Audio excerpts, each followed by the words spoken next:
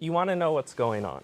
Yes. Well, I got to be honest. For the last 5 months, I've been conducting a social experiment online to expose how gullible and how delusional the left is.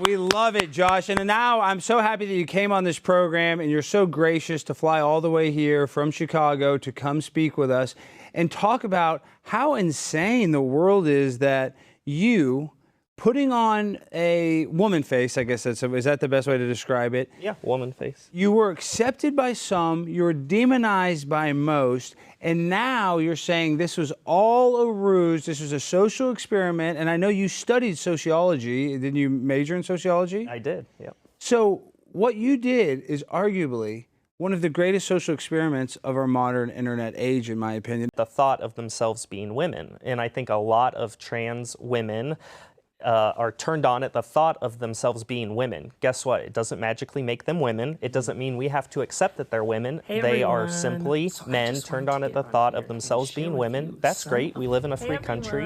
You can do whatever you want, but don't make your fetish my truth. I don't have to accept it. To go to the second part of your question, how did I come up with this?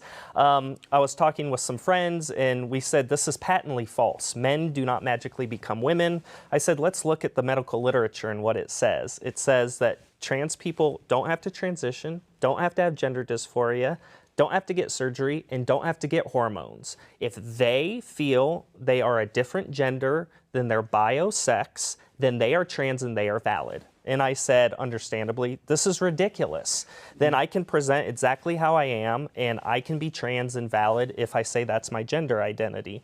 And so I said, let me prove how ridiculous this is using reductio ad absurdum by being trans for 5-6 months, and hopefully people will understand then how ridiculous this is. I definitely understand how ridiculous it is, but was Dylan Mulvaney an inspiration for this bit, or were you trying to call out Dylan Mulvaney? Well, I think they're one and the same, right? They're not mutually exclusive. I was both following her lead and calling her out, and so I did exactly the same approach as Dylan Mulvaney. Over the top, you know, it's very insulting to women to say we have shared experiences. We have no shared experiences.